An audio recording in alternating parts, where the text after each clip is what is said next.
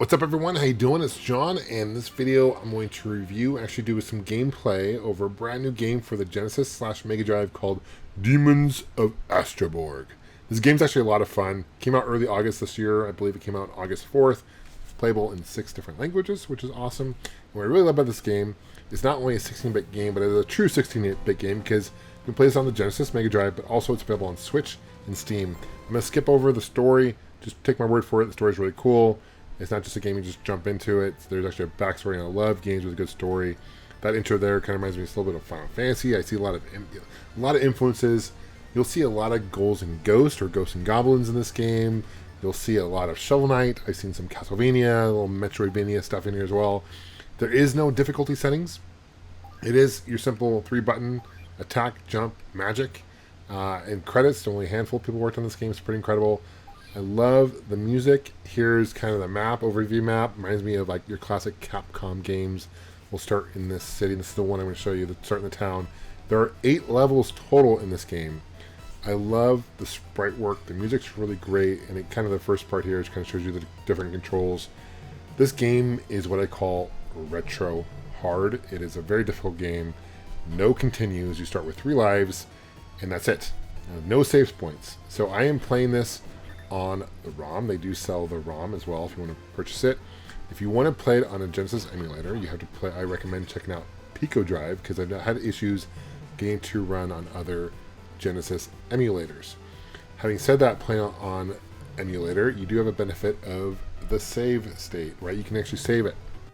And believe me, that will come in handy because even the first boss in this level, crazy hard, but just like any other boss in old retro platforming games you would expect, it's all about figuring out the pattern. You'll see again influences of Castlevania, Ghosts and Goblins a lot with the character, and you play as Gareth is the main character's name, and you start with kind of simple swing. Every level, there's 8 total. You can get various magics and upgrades. It's important to get the gems because between each level, there's a shop where you can purchase upgrades. You can purchase lives, which is nice, which is definitely a benefit. You can purchase upgrades. You can only attack left and right. You can't attack up, although if you're magic, you can attack up, which comes in handy. These little candles there, or not candles, whatever those flames there, they can break just apart and get items just like in Castlevania. So again, you'll see various things. I just love the sprite work, and the music is really good. One thing I love about this game is a parallax scrolling, whether it's the clouds in the background, or you'll see kind of that background scroll.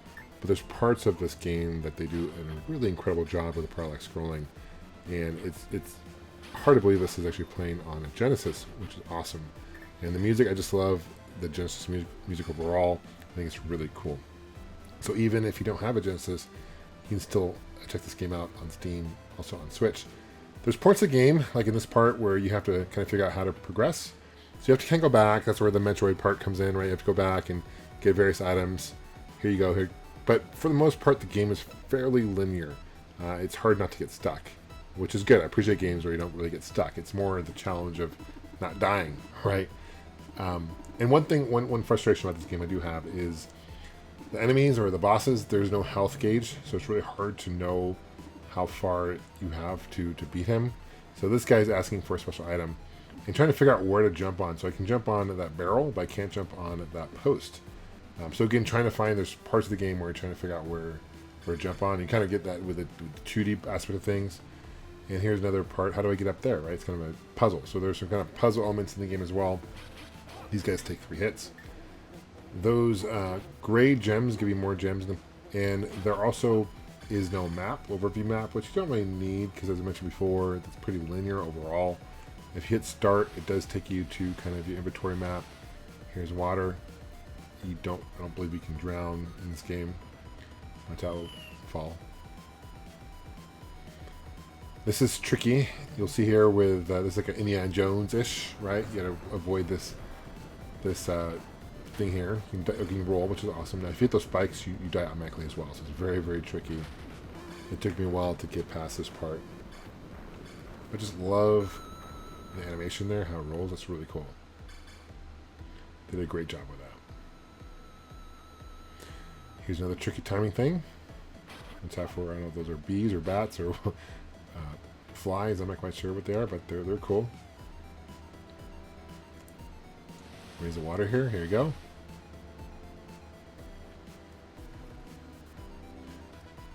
Again, the two-dimensional, the foreground.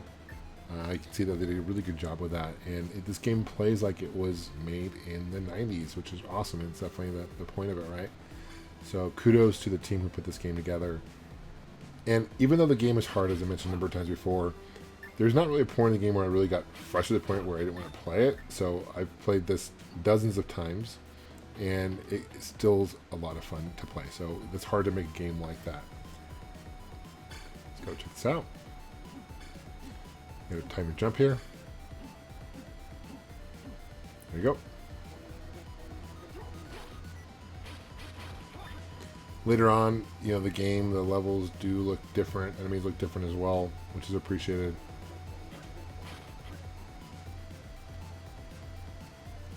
It's all about timing with this guy here. Takes a lot of hits. Here's the water. I'll say this, the controls are really tight as well, which is appreciated. I always appreciate a good platformer with tight controls, and you know, when I die, I don't feel like it is my fault when I die, right? It's not because I got a cheap jump and didn't fall or anything like that, or didn't get hit back. There's no really hit back. Like when you get hit, you don't like push back like in Castlevania, which is appreciated. This is the pause menu. You can see right now the scroll. That's what the guy needs. So then you go back and give that to him. I missed the treasure there.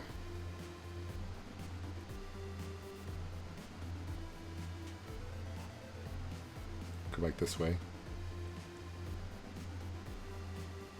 Go back.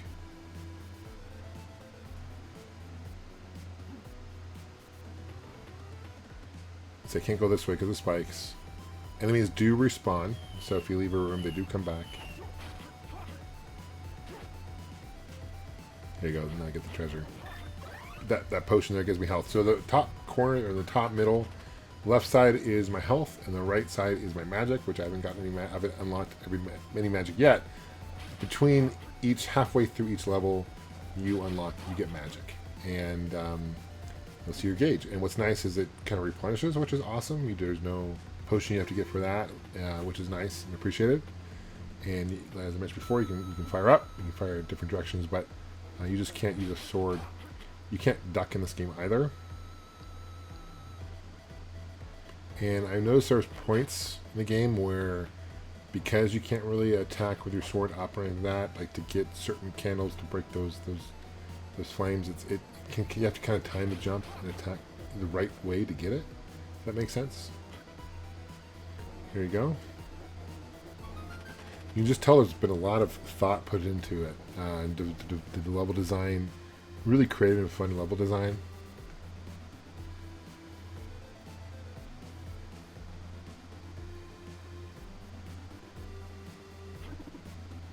Okay, gets his item. This is where he gives me the magic, right? So I can use the magic power. And C button is to use magic. I love the fact that people are making new games for classic consoles. I've done it myself, and I just know a lot of work goes into these. Especially for the Genesis and Mega Drive. You don't see many new games for that platform. It's harder to program than the standard NES.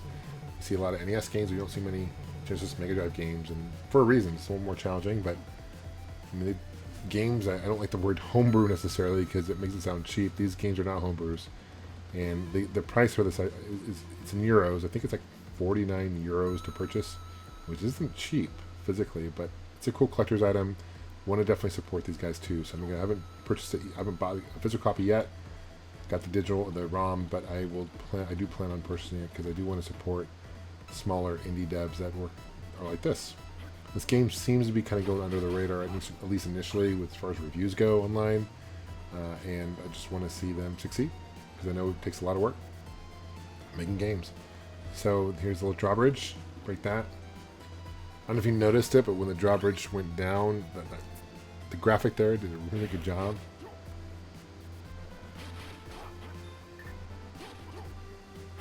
These are demons, kind of like zombies, I guess. I don't know.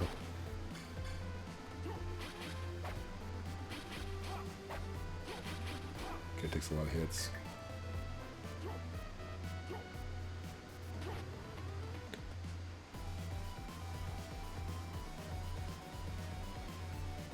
this way.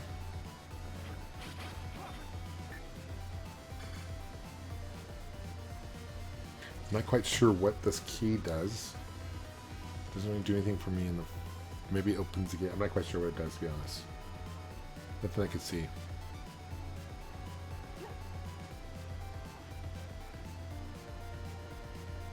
Drop this box. It's a lot of interesting parts of the game. Just like in that moment, we got to figure out what to get to...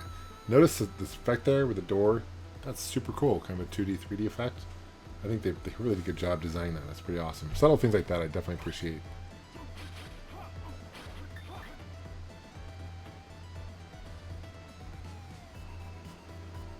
And the music just really fits the game very well. Great job. Kudos to the whole team.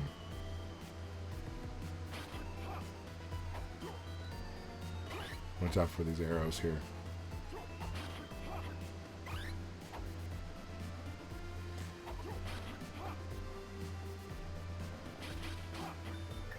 I do wish there were some save points in this game. That would have been nice, because I've seen some gameplay where people play through this game. It takes about almost 3 hours to beat this game. That's a long time to sit through and not have any save points.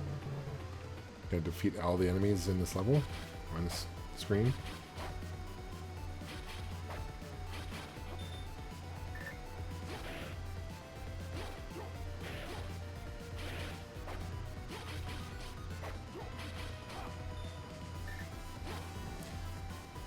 Those remind me of classic Capcom, like Trojan or something like that, where people think the enemies are dropping things on you. Here's a flashback.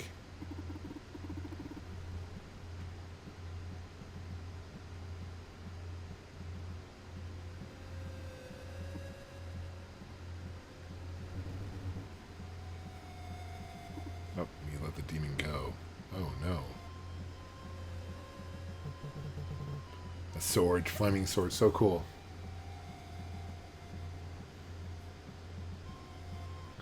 Another thing that can be kind of frustrating about this is before the final boss for every level, there is no point where you can replenish your health. So fortunately at this point, I have high health, but it can be challenging because if you're low health, you kind of go into a boss battle with low health. I wish I had a point where you could replenish your health, but it's a minor thing.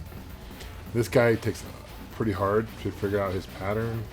You gotta roll. It took me forever to beat this guy. And again, no bar to mention kind of how much his health meter, as far as how much he has left. And this guy's strong. He does get dizzy, which helps.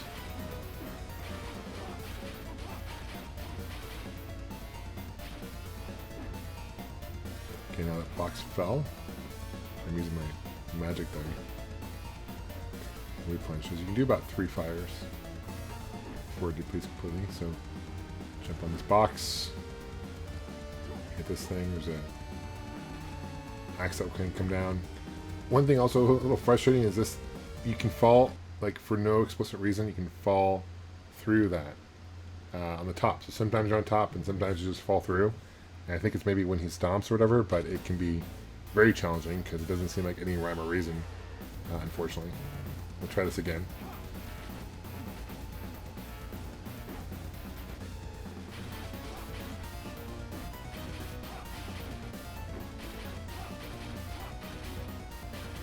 Kind of reminds me of, you know, the Shovel Knight bosses a little bit.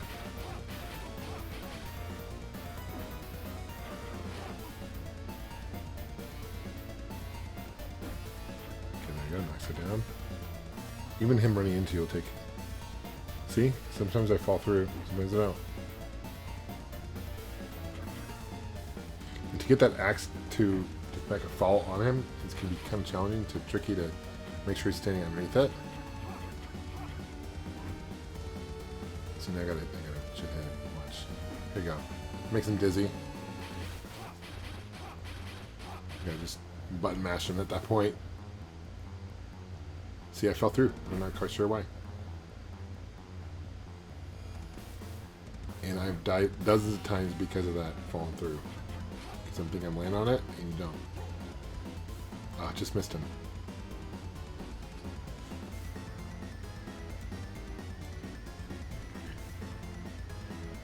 Like, these kids hanging is crazy though, it's cool. I'm almost dead.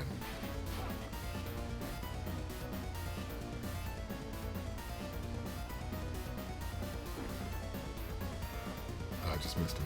He can block those too. Oh, got him. Nice.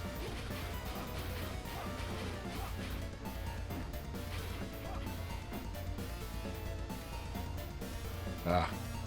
Fortunately, it comes back. Gotta be patient with this guy.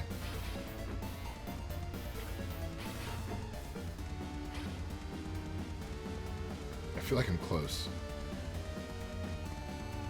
I have not beaten this game yet. I plan on to, but if the first boss is this hard, I can't imagine the last boss how hard he is. This could be incredibly difficult. Thank God for save states, because I don't know. Nice. Here you go. Got him. Yes. So it shows your level complete, shows your point total, your time. Keep checking your time. How long it took. You get points for time, and then it takes you to a shop. And you can purchase various items here, as I mentioned briefly before. You can buy lives, you can buy upgrades to your health increase. Take a look. So it definitely adds a really fun element. I really enjoy this. I definitely recommend you guys check out Demons of Asteborg. This is a really fun game. Support them out. Check them out. Put a link below with more information. Thank you guys for subscribing. Thank you for liking this video, commenting. Curious what you guys think. We'll see you guys soon. Take care and game on.